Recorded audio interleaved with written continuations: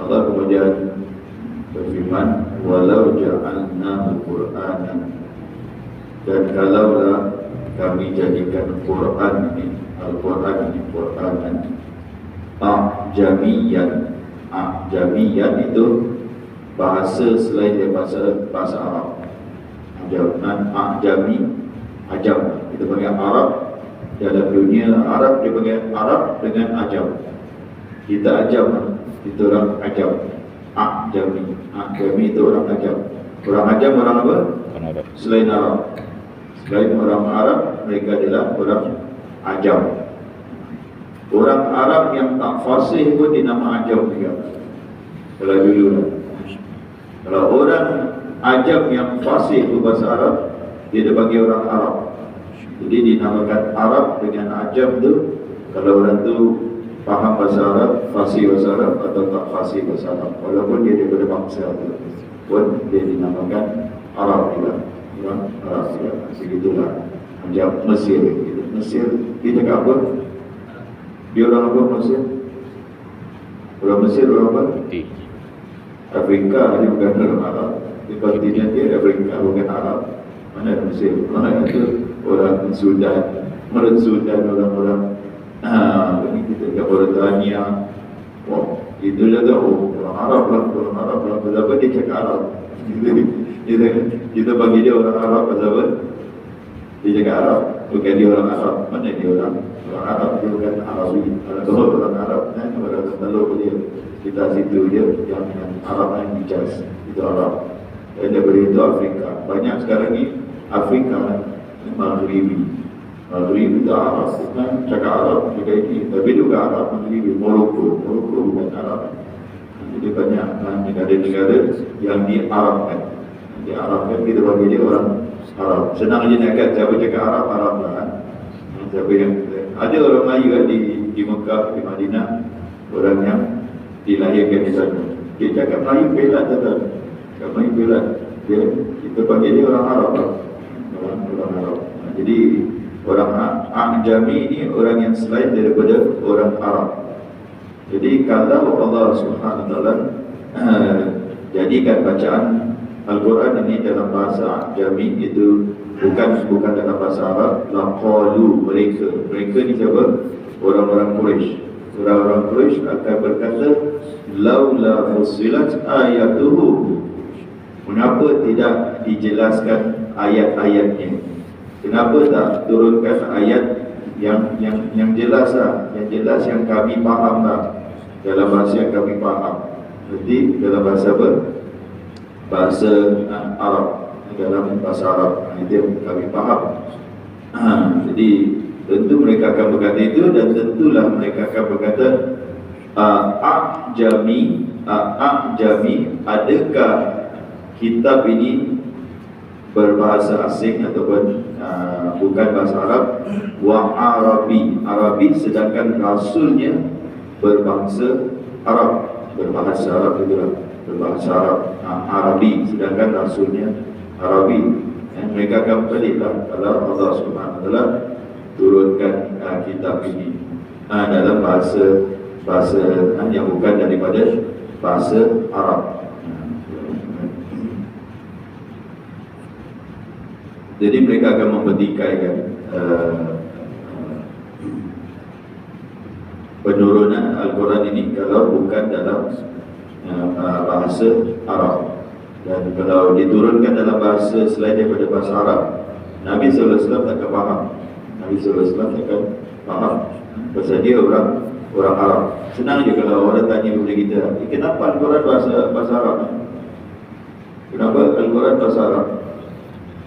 Kalau orang tanya kita lah, jawapannya apa? Diturunkan kepada Nabi orang Arab. Takkan apa ni, Nabi orang Arab, Al-Quran nak diturunkan kepada, dia tengok Nabi dia. Kalau Nabi Musa bukan orang Arab, Taurat diturunkan bukan dalam bahasa Arab.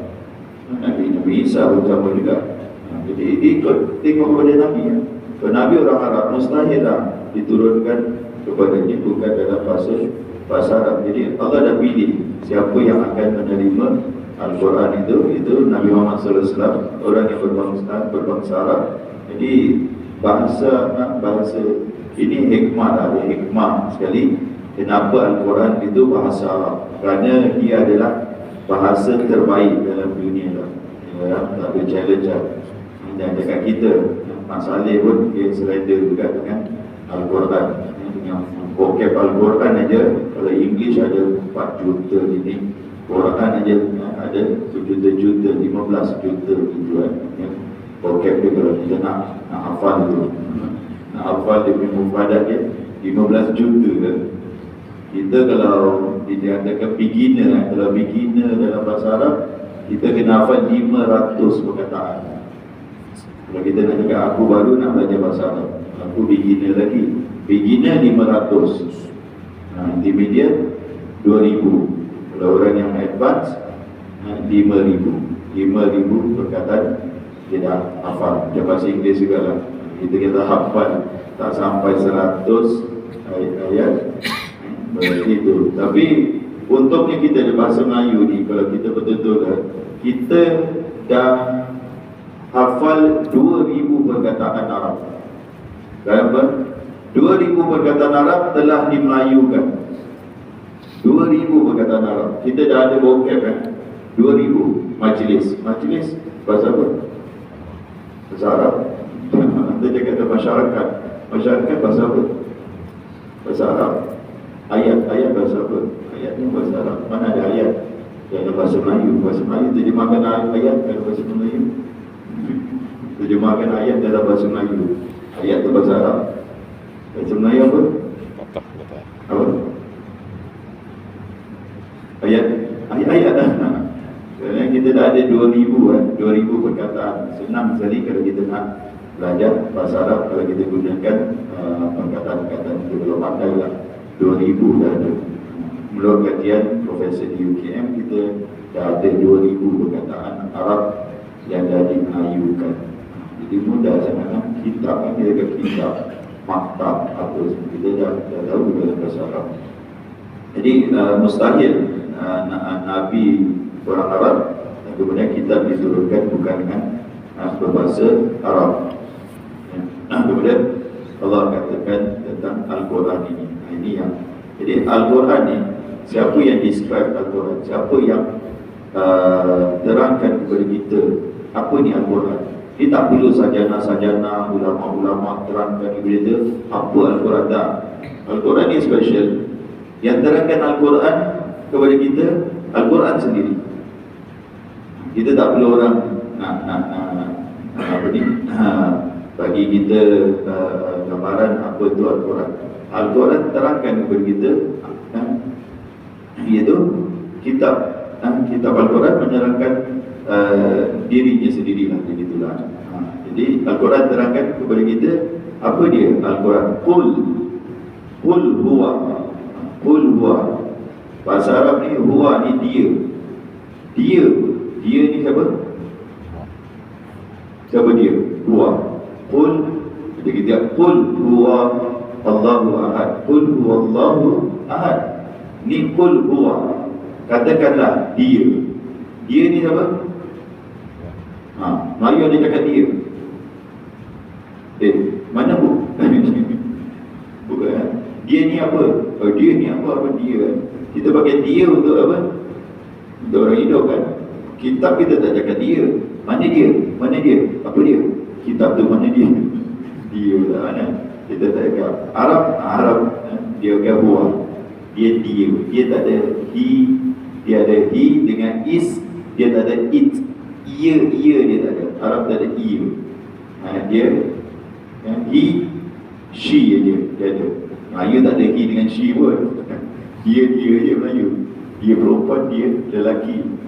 Melayu up lah, jauh lah kalau nak kita bahasa Arab. Bahasa Arab dia ada dia tu untuk perempuan, huwa dia untuk lelaki, dia untuk macam he dengan she.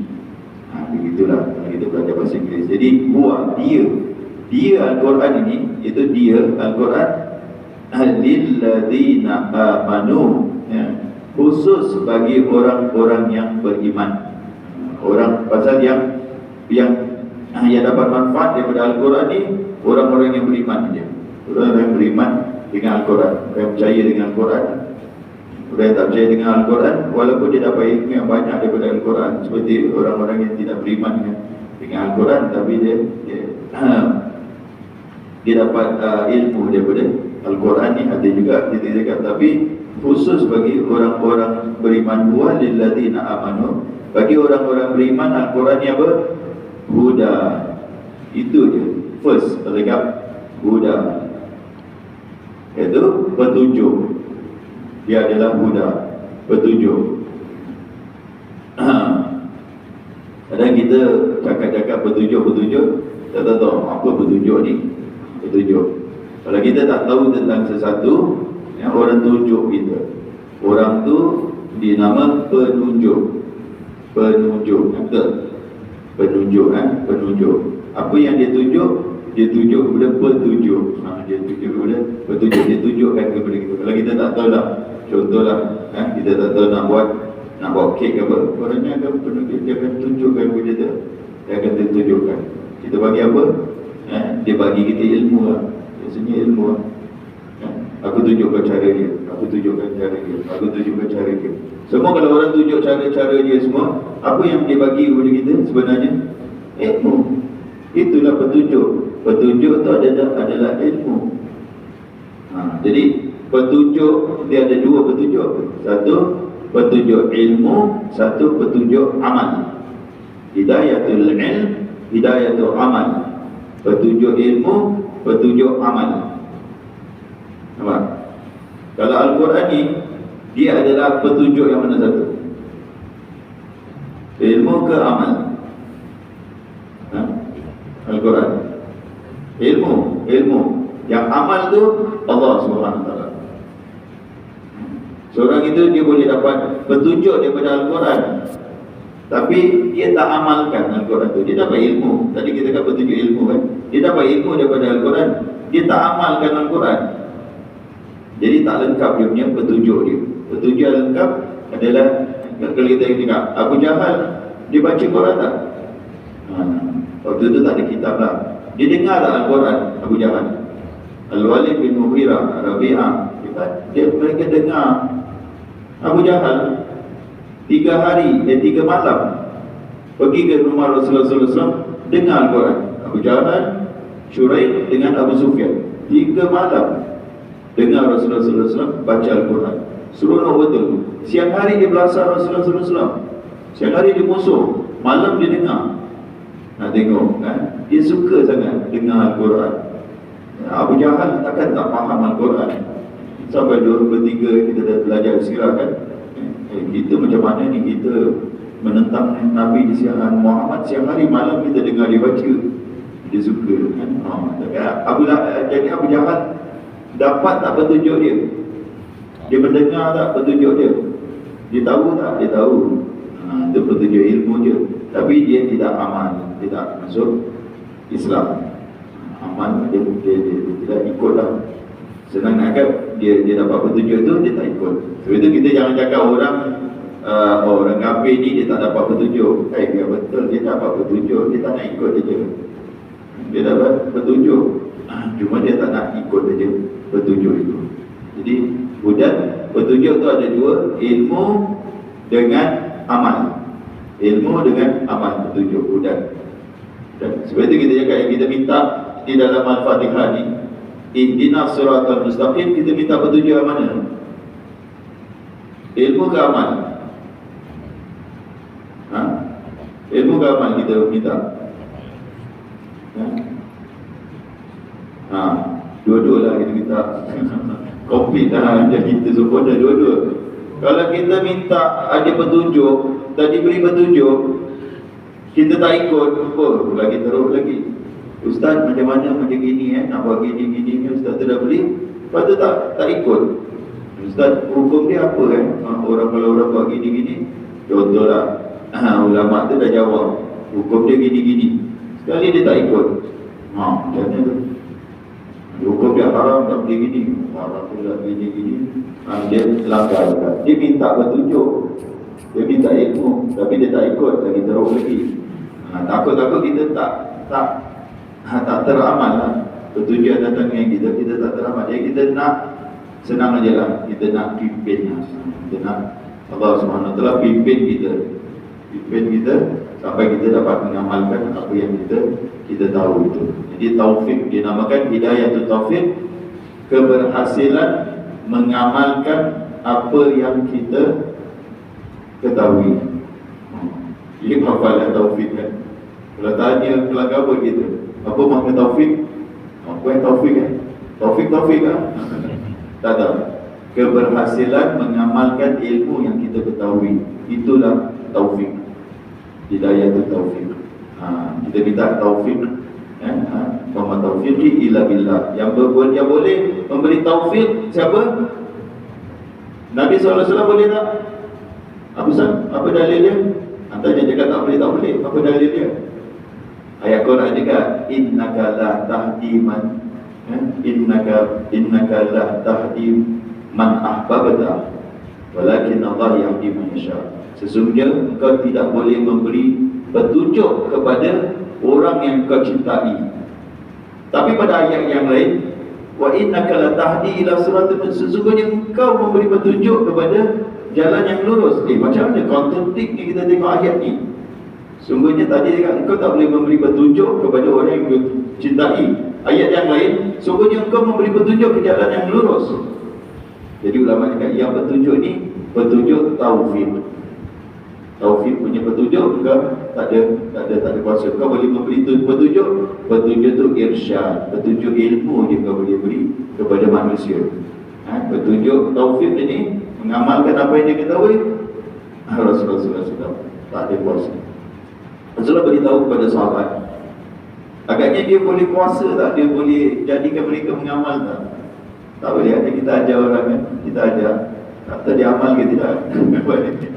Kita tak tahu lah kita punya tugas ilmah antar bala tugas kita menyampaikan.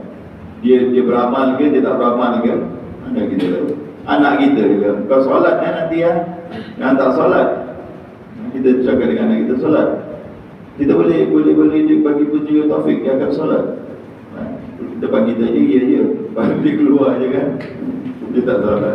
Kawan saya hampa betul, anak dia sekolah rendah di Singapura sekolah rendah belajar 4, mana ada surau, mana ada apa. Dia hari-hari titip kayu, kau pergi dekat tepi tangga tu, kau solat hari-hari sini, solat zuhur gitu hari-hari jadi dia suruh anak dia solat. Dia ustaz juga kan, bila anak sekolah sekular kan, dia suruh anak satu hari tu dah nak dekat hampir setahun, dia jumpa muka dia sedih sangat. Kata anak ingat anak-anak solat selama ni, dia tak solat. Sedih betul lah dia tak solat. Tapi dapat jam 4 dia berjalan nak pergi satu tempat nak solat, kawan-kawan dia semua pakai shopping, dia pun tak solat kan. Begitu kan. Jadi sedih dia. Itulah kita boleh hanya memberitahu itu, tapi hidayah atau taufik di tangan Allah SWT. Jangan ingat, awak hebat lah, awak apa boleh besarkan anak macam ini. Ini semua taufik daripada Allah SWT. Ramai orang dia nak anak dia macam itu taufik. Kita boleh didik dia, kita boleh hantar dia ke tahfiz ke gini, enak. Allah SWT yang tahu apa yang akan jadi pada dia. Itu semua taufik hidayah Allah SWT. Jadi Nabi SAW hanya boleh menyampaikan saja. Itu ayat ini ulama tafsirkan. Jadi Nabi tak boleh memberi hidayah itu taufik kepada sesiapa pun, termasuk orang yang dicintai, iaitu paman dia, pakcik dia, Abu Talib. Abu Talib dia paling cintai pun dia tak boleh bagi. Pada dia satu je dia kata, ucap la ilaha illallah je. Abu Talib ni kalau dia cakap la ilaha illallah settle, dia Nabi sallallahu alaihi wasallam akan berucap kepada Allah SWT. Itu je la ilaha illallah pun dia tak dapat ucapkan. Saya Abu Jahal ada Abu Talib, bukan nak tinggalkan agama bapa kau Abdul Muttalib, nak ikut agama Nabi Muhammad. Lalu dia sebelum dia bilang anak adalah milati Abdul Muttalib. aku di atas agama Abdul Muttalib. Itu dia. Dia meninggal dalam keadaan tidak beriman kepada Allah Subhanahu Wa Taala. Jadi petunjuk. Jadi Al-Quran boleh memberikan kepada kita petunjuk. Petunjuk ilmu dan amal Allah Subhanahu Wa Taala. Sebab itu kita minta kepada Allah Subhanahu Wa Taala, ihdinas siratal mustaqim. Bukan tunjuk kita aja. Tunjuk nanti kita tak buat, susah. Kita minta taufik daripada Allah Subhanahu Wa Taala dapat kita amalkan apa yang kita dengar, apa yang kita tahu daripada Al-Quran. Tough juga tuan-tuan. Kadang kita langgar je Al-Quran. Kalau tuan-tuan tahu ke tak tahu lah. Kalau saya rasa banyak tadi langgar, semalam-malam langgar ayat-ayat Quran. Mana ini?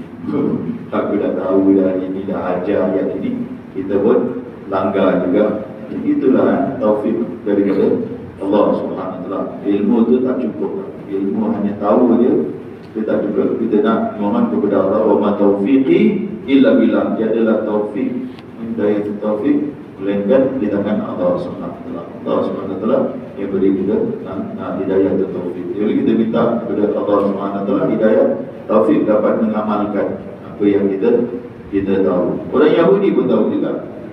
Orang Yahudi nanti tak ada ayat dia, mereka pun tak ikut juga.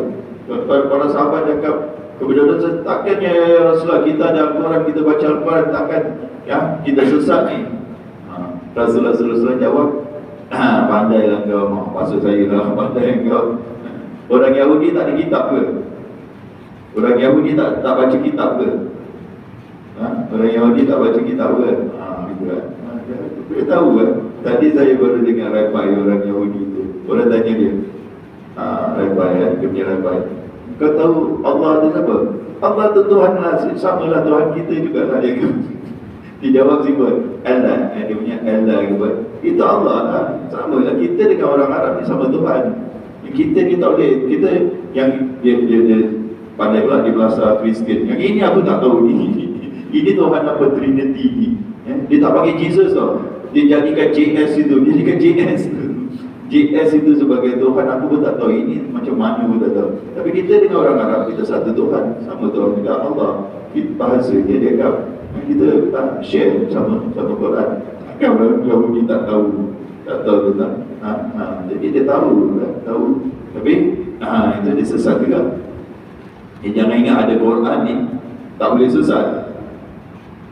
Jangan ingat ada Quran tak boleh sesat. Boleh tak sesat? Bolehlah dengan orang sesat dengan Al-Quran pun orang sesat juga.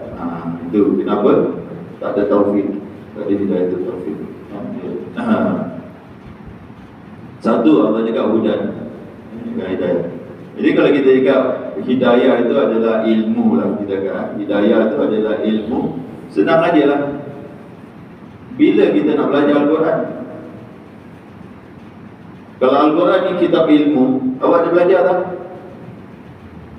Semua kitab kita kena belajar. Cakap kitab fiqah, kitab akidah, kitab tauhid, kitab ini, semua kita belajar kan? Al-Quran tak belajar pula. Al-Quran tak belajar pula.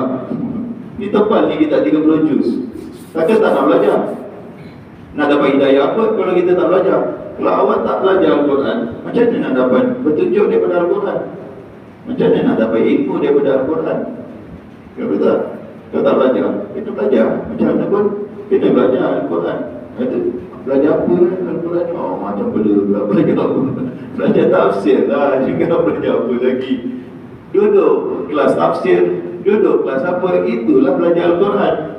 Nak belajar yang mengaji tu apa? Itu belajar membaca Al-Quran, bukan belajar petunjuk Al-Quran. Petunjuk Al-Quran kena belajar dia punya maksud dia punya ayat dia, baru dapat petunjuk Al-Quran. Jadi inilah orang kita, kadang dia ada Al-Quran dia tak tahu macam mana nak guna Al-Quran.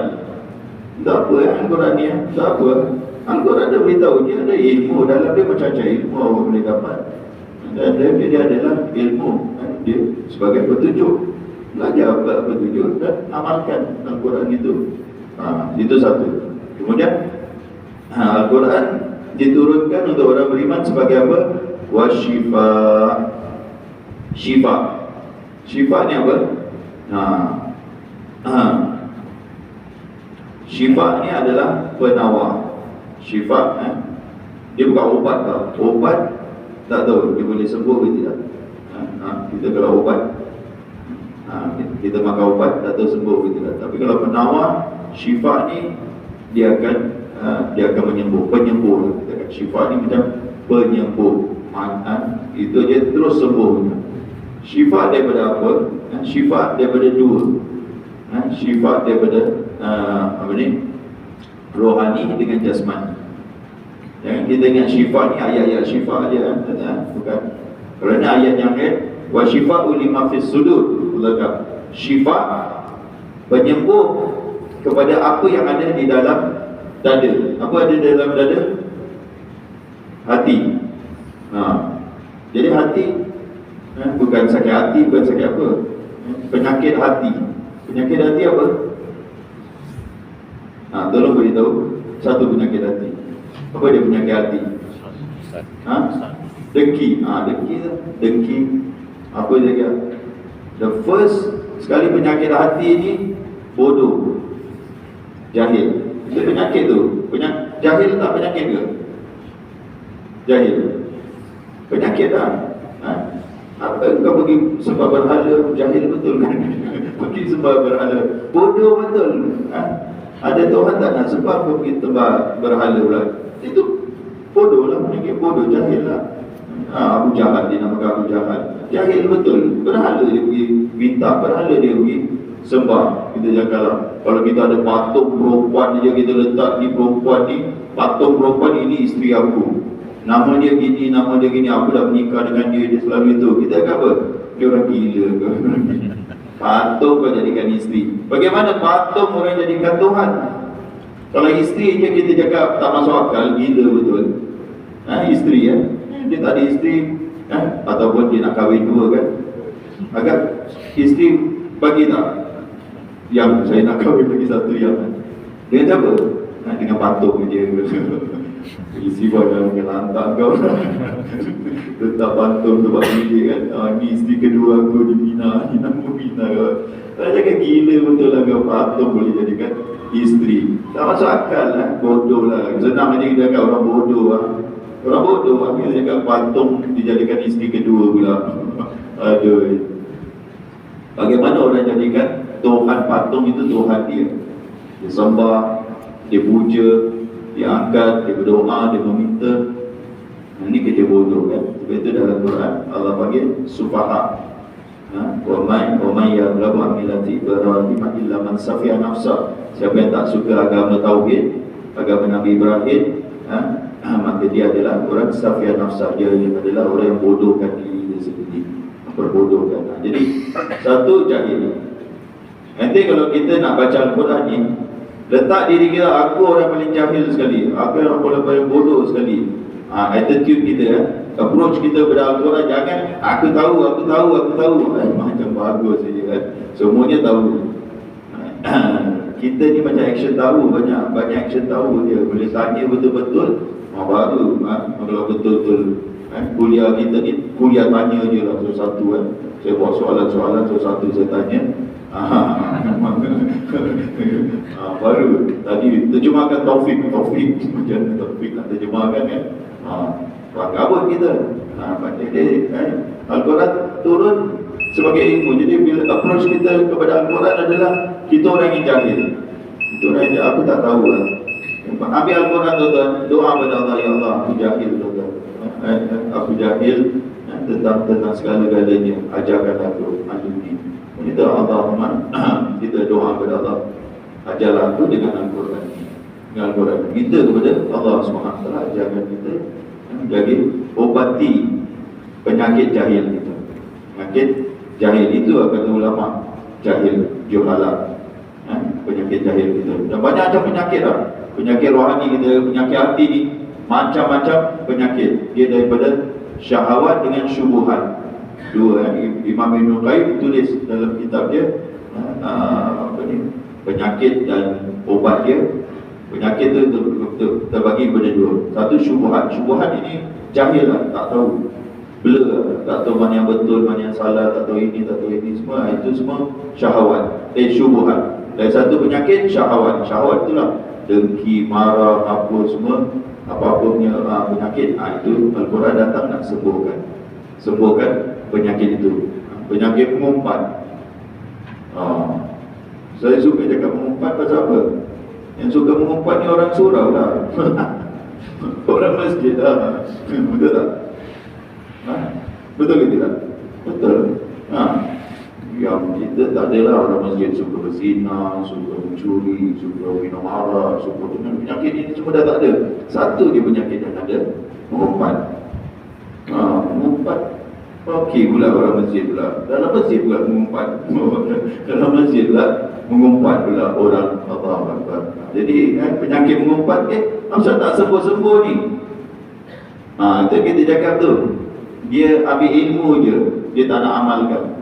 Dia ada ilmu, penyakit mengumpat ni siksaan dia macam gini lah, teruk macam makan daging bangkai saudara kamu kita.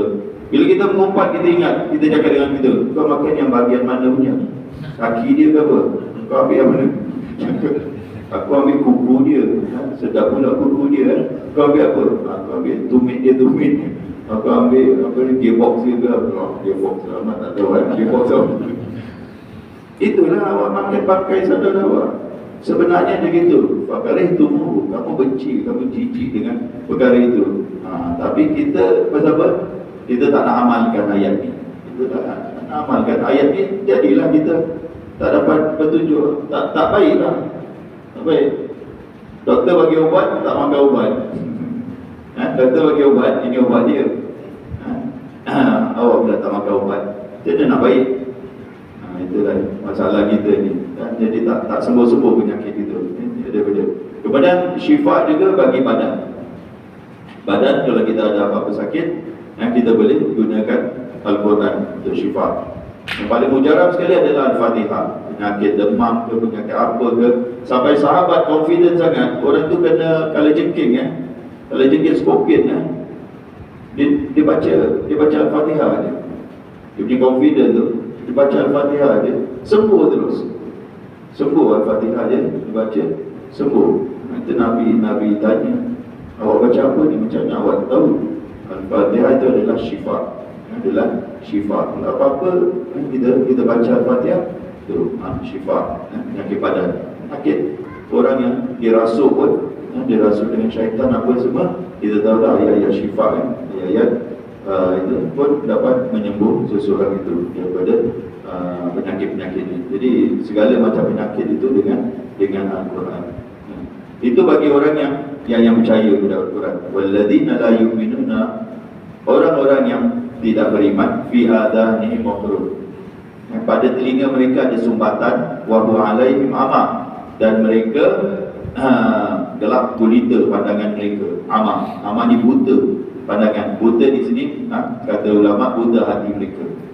Bukan buta pandangan mereka, sebenarnya buta hati mereka. Siapa ni ditujukan? Abu Jahal lah, orang seperti Abu Jahal. Itu Ustaz, saya mengumpat Abu Jahal jadi tadi. Boleh tak? Ini bukan mengumpat. Kalau Abu Jahal, Firaun semua kan, memang jadi kalau nak mengumpat, jangan mengumpat kawan-kawan semua. Mengumpat Netanyahu ke apa, banyak orang boleh mengumpat.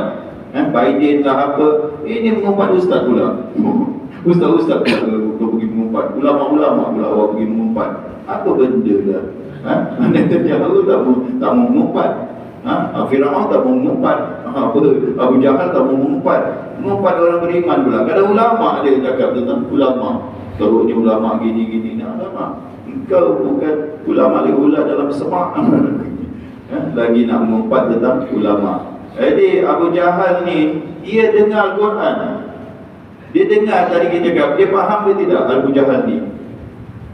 Dia faham, tapi ada sumbatan. Jadi dengar kalau ada kalau telinga kita sumpat, kita dengar tak?